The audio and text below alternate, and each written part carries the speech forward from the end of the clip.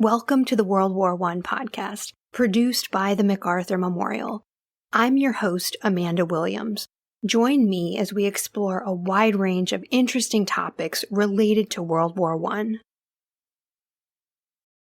This podcast is sponsored by the Ernst and Gertrude Tico Charitable Foundation. Today we're joined by Lillian Pfluke, a retired U.S. Army major and a member of the pioneering first class of women to graduate from West Point in 1980. After her military career, she spent 10 years working for the American Battle Monuments Commission as the private memorials administrator of the European region before founding American War Memorials Overseas, an organization dedicated to identifying and preserving the thousands of U.S. war memorials found around the world. In today's conversation, we are going to be talking about the World War I memorials, what they commemorate, and why they continue to matter more than a century later. Welcome, and thank you so much for joining us today. Thank you. I'm very happy to be here. So to begin, could you tell us about American War Memorials Overseas and what inspired its creation?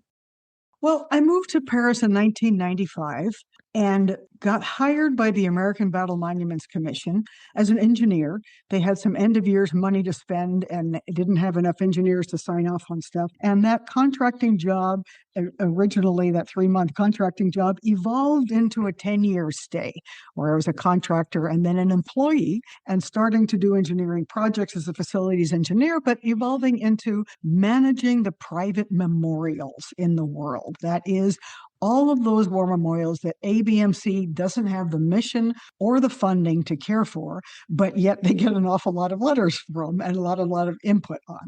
And for 10 years, I started collecting a database on all these monuments, learning about them, finding solutions to their maintenance in cases where I could, but mostly writing the same letter over and over again. Sorry, it's not our job. And after 10 years, I took a step back and said, you know what, darn it all, why don't I make it my job? So I resigned from the American Battle Monuments Commission, and I started this nonprofit to document, promote, and preserve America's overseas wartime legacy, all of those memorial sites that aren't cared for by our government and the American Battle Monuments Commission. Wow. So how many U.S. World War I monuments have you been able to identify overseas? Okay, well, that's a good question. First of all, we talk on our database, we talk in terms of sites and memorials. A site is a place, but a site could have more than one memorial in it. Okay, it could be a little memorial park and could have 4 or 5 memorials.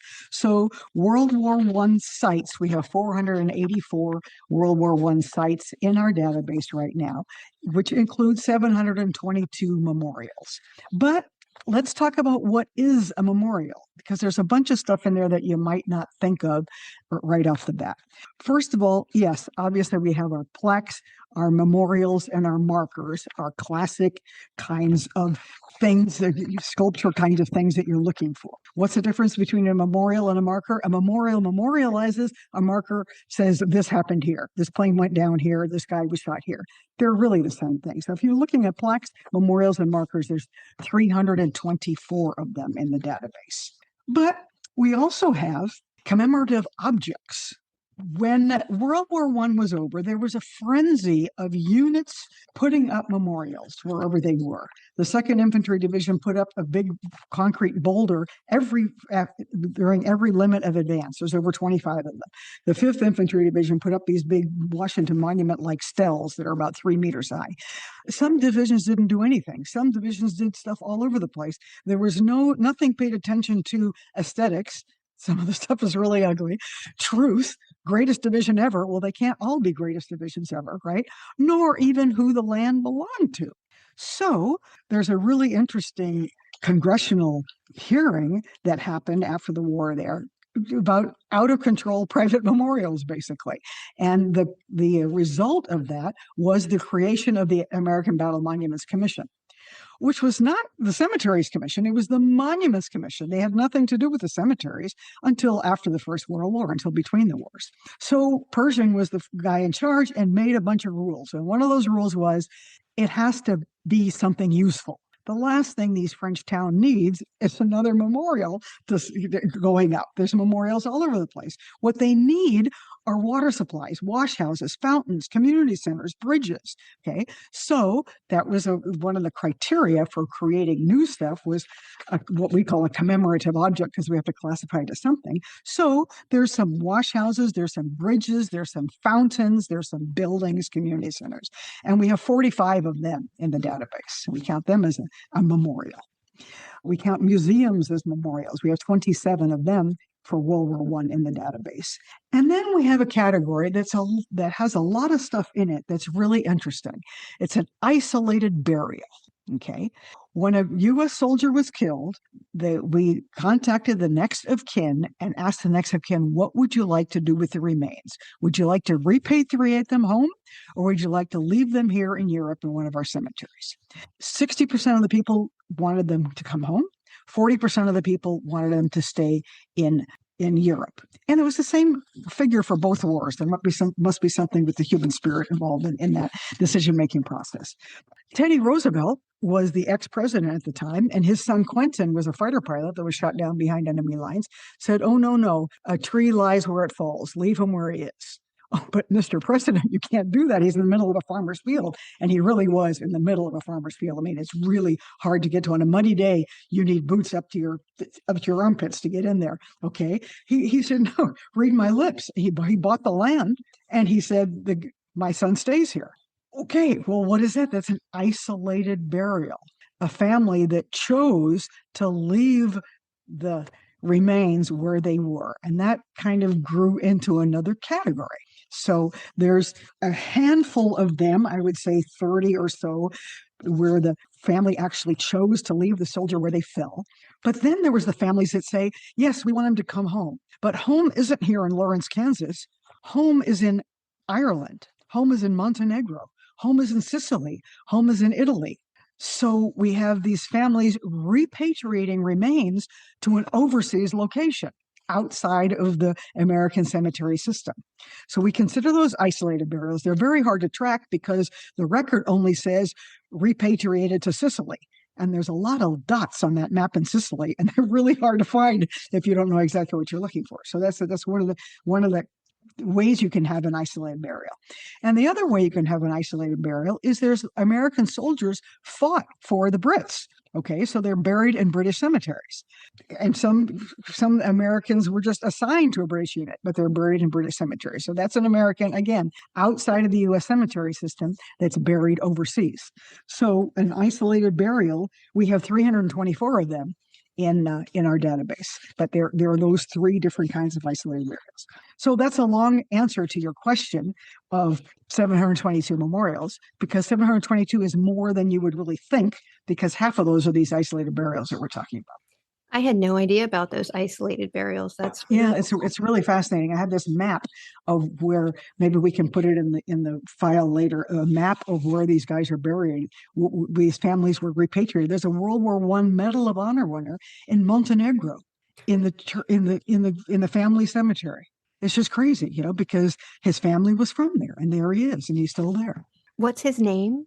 Mestrovich. Okay. Mestrovich. I'm going to have to look that up. That's my database is uswarmemorials.org, and he's in there. Yeah. Okay. So. Wow. So your organization tracks monuments from the American Revolution to the global war on terror. And in that wider historical context, is there anything that makes World War I memorials distinctive from the other memorials? That's an interesting question. I've thought a lot about this. It was the first time we went overseas on a crusade as Americans. And it was a long way away. I mean, sending your son to France was like, you might as well have been sending your son to Pluto, as far as how easy it was to talk to him, to get any news from him, if anyone had ever been there. It was a long way away. It was a huge and glorious adventure, which is not so much the case in the same way in other memorials, in other wars. Yet in that time in America, we had many, many immigrant families in America that were fresh immigrants. They were proud. Not only they were proud to send their sons overseas to the homeland to defend, to work for freedom. So there was really a little bit of a dissonance in that you had this great adventure, but many people were really a part of it and ready to sign up for it. And the other thing we often don't think about in World War One is the impact of the flu. We lost far more people to sickness, to flu, than we did to combat action. So that is reflected in some of the memorials over there too, which is something that you don't really think about and you really don't have in other wars, the big impact of disease. Can you tell us about a few of the more compelling or lesser known World War One memorials that you've come across in your work? Yes, I like this because some of them really are very close to my heart. First of all, there's some really stunning art out there. There's a doughboy in Cantigny. He's on our homepage on our website. There's the fabulous bronze statue of the Rainbow Division soldier carrying his wounded comrade at the Croix Rouge Farms. These are enormous bronze statues that are just stunning in their art. They're fairly recent because they were both put up within my 25 years of working the section. In fact, I was involved in both of them. But the Tigo is where the Saint Mihiel American Cemetery is. Their Monument des Morts, their war memorial in town, has a stunning statue on it as well of a doughboy and a poilu, a French soldier and American soldier, shaking hands, after the war. It's just, so there's some beautiful art out there that is really very, very nice. There's a couple that are just eye openers. There's the Monument des Morts, the war memorial in East-sur-Tille, has the name 236 Americans on it because in East-sur-Tille there was an American hospital there, and all those soldiers in the hospital died of the flu. So you have this huge concrete wall with 231 American names on it of people that it'll either say died of disease or died of pneumonia or died of whatever. There's a couple of guys that died of accident, but there's not a single one of them that was shot. It was just a lot of flu out there that we often don't recognize and don't remember. So that one really gets your attention. And the other one that gets your attention is the Aviation School Memorial in Issoudun. The largest airport in the world during World War One was in Issoudun. It was where we trained our aviators. There were 18 runways there. They were short runways for our paper airplanes, but nonetheless, it was a really happening place. We trained 1,800 pilots there in advance. They had basic training somewhere else. Their advanced pilot training was there, 1,800. And there's a memorial there with 171 names on it of pilots that died in training accidents.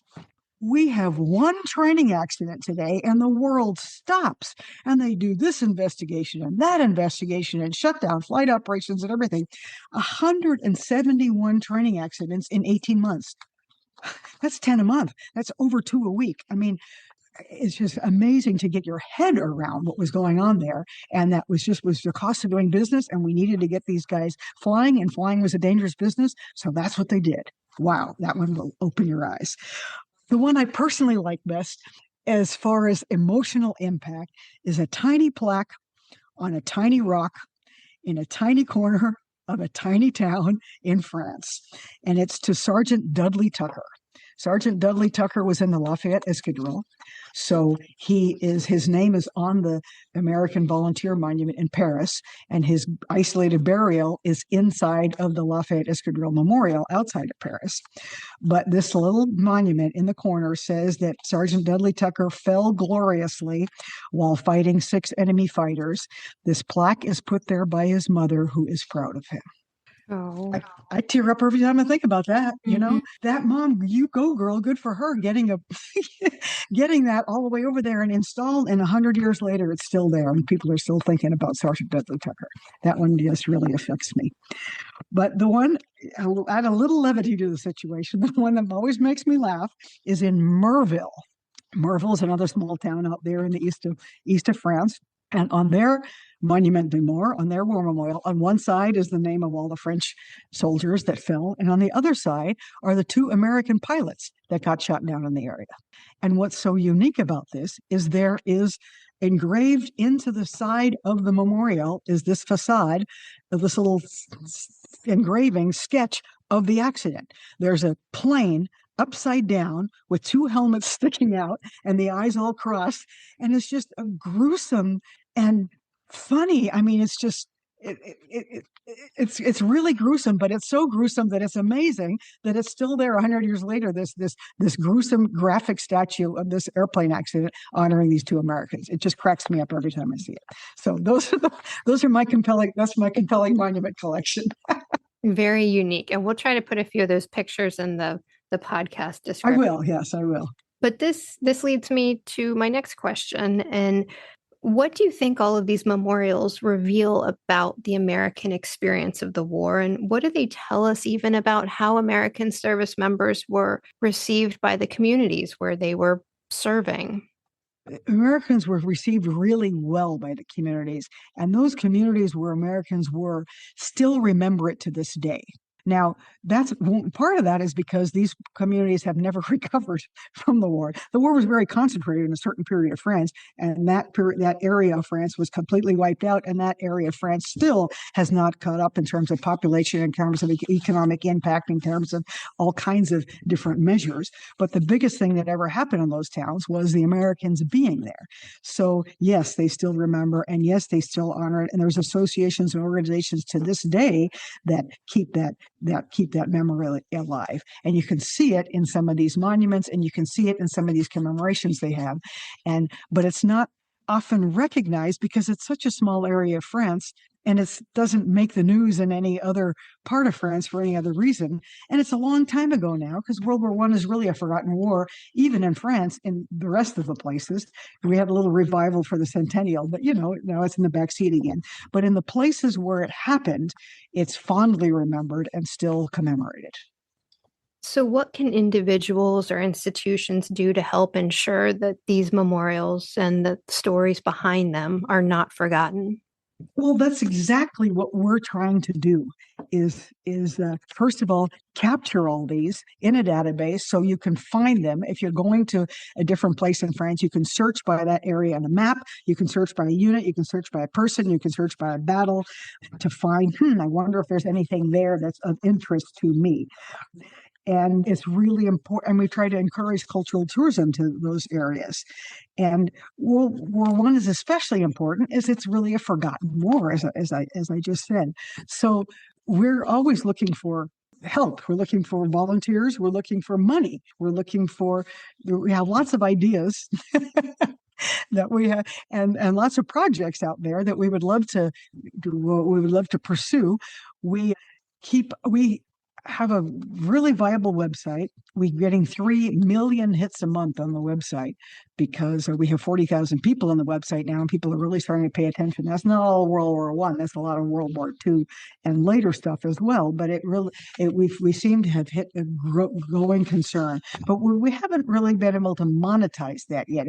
If every person gave a penny for a hit, even a half a penny for a hit, we would really be able to get some money together to better maintain some of these steps, to give bigger grants. We give small grants now for people that are trying to do this or that or the other, but mostly we can just help them manage the donations and turn the donations over to them for a specific project. So we're looking for money, and we're looking for ideas on how to raise money and how to make this a more viable thing. But we're really proud of the fact that we have almost 5,000 monuments in the database now. We have almost 40,000 people in the database now, and it's really hit a point where it's